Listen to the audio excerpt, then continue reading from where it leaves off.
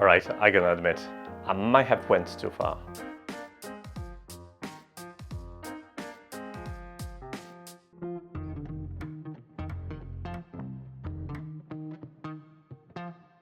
Hey guys, I'm super excited because today I get to talk about this. This is Insta360 ONE X2, and it's not only fun, it's fantastic. Ever since I've seen the promo video from Insta360 marketing their 360 degrees cameras, I really wanted to have one. And unfortunately, or fortunately for my first cooperation with Banggood, they did send me an Insta360 camera, but it was this. This is a Go version, and it's a pretty neat camera, very small and portable, and it has insane stabilization. But that's a subject for another video, something I actually did in this video here, so if you're interested in this, go ahead and click through. But I would strongly suggest you to stay, because we're gonna talk about bigger brother. Now this is a proper 360 camera, but it's not just that. It's actually more to it than just having a spherical videos for you to watch in VR. It is currently my go-to camera for a couple of reasons, and I know what you're gonna say, hey, but Banggood send it over to you, so you know it's free, why should I bother? Trust me when I say this. If I knew what I know right now about this camera, I would go straight ahead and buy it myself. As you can imagine, this is a 360 camera, so, well, the main purpose is to take 360 videos. And don't get me wrong, a lot of the features I'm going to talk about in this video, they are also available on other 360 cameras, but I'm going to tell you why this is quite cool. My first experience with this camera was simply, how to put it, mind-bending, because I've powered the device on and I was expecting a preview, which was already there, but as soon as I flicked the finger on the screen, the preview started to point in a different direction. And this is not something you probably expect. We so have it ingrained in our brain that if you look at the picture on the camera, it kind of points where the camera lens it's pointing. And since this is a 360 camera, it can point everywhere. So yeah, the camera is palm-sized, and as you would expect, it comes with two lenses located on each side of the camera. On one front-facing lens, there is also a display which you can use to either preview the videos or access very useful menus. And in fact, this display is quite good, bright, and it has everything to use this camera in a standalone mode. You don't actually need the app in order to set the camera the way you want. Below that, there is a quick button to start recording or take pictures, which also going to wake up the device if you have it enabled in the settings. It's very useful if you just want to snap quick pictures. And on the side, you'll find the power button. On the other side, you'll find USB Type-C, a battery compartment, and SD card slot. On pretty much every surface of this camera, you also have a microphone which is used to record 360-degree sound. That's correct. If you have headphones, you're gonna enjoy the experience. That array of microphones can be also used to cancel the wind noise. What's actually pretty cool is the fact that the camera is waterproof up to 10 meters, but if you want to take it deeper, there are also diving cases for sale, so you can look into that. At this point, I should move to sensor specification, but as we have two, these cameras don't work in your regular way. The combined resolution of the 360-degree image can be up to 5.7K. That's a lot, but bear in mind this is all shared across entire sphere of the field of view. If you don't mind decreasing the resolution, you can increase the frame rate. At the maximum resolution, you'll get 30 frames per second, but if you drop that to 3K, you'll have 100 frames per second for really smooth footage. And if the video isn't enough, you can obviously take 360 degrees pictures. Most of the time you're gonna find yourself using a tripod or a selfie stick, mostly because the 1/4-inch adapter, which is at the bottom, it's also located in a camera's blind spot, rendering selfie sticks pretty much invisible. But at this point, you're probably dying to see some actual footage, so let's start with 360 degrees videos because they're fun. Now, the biggest advantage of 360 video is, well, as the name suggests, the fact that the camera is pointing everywhere. And I literally means everywhere. If you ever use the action camera to capture anything, then you'll know that, well, preparation is the key. If your camera isn't pointing in the right direction, you're gonna miss the gold shot. Not anymore with 360 camera because, well, it captures everything around you and you can access the embarrassing details like this one in a post.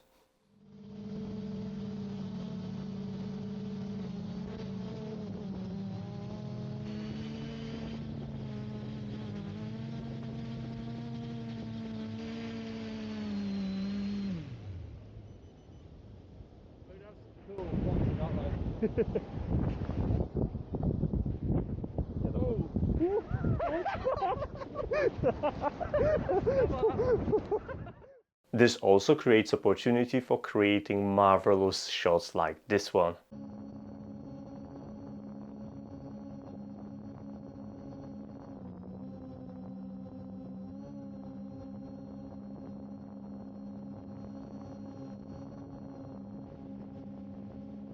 Comparing the footage from Insta360 and from the drone camera, you will see that I would miss this golden opportunity.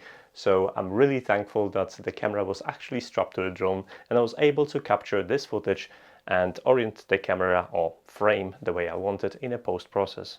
And thanks to various processing options, you can edit the footage just the way you want, applying different effects, changing perspective, etc. It's a really fun process and can be done on the mobile and on a stationary computer. But Insta360 ONE X2 is not just 360 videos. Actually, there is a much better use case for it, as an action cam. I already mentioned that I was seriously impressed with the Insta360 Go ability to stabilize the footage. Now, if you have a 360-degree video, that increases the ability to stabilize the footage, because fixing the camera to handlebars on the bicycle is probably the most awful way of mounting the camera, and yet the footage from the camera was very stable. And this is thanks to the Insta360 image stabilization. If you have a 360-degree image, you can move your frame up and down, left to right, without limitations presented by traditional cameras, which means your footage is going to be better processed and all the shakes going to be removed. Combine this with the ability to reframe the video in any way you want, and you got yourself a pretty stunning little action camera. And I know what you're thinking, why do I even need an action cam? The most extreme sport nowadays I do is jumping on my bike and riding to a local shop in the middle of pandemic. But Insta360 got you actually covered.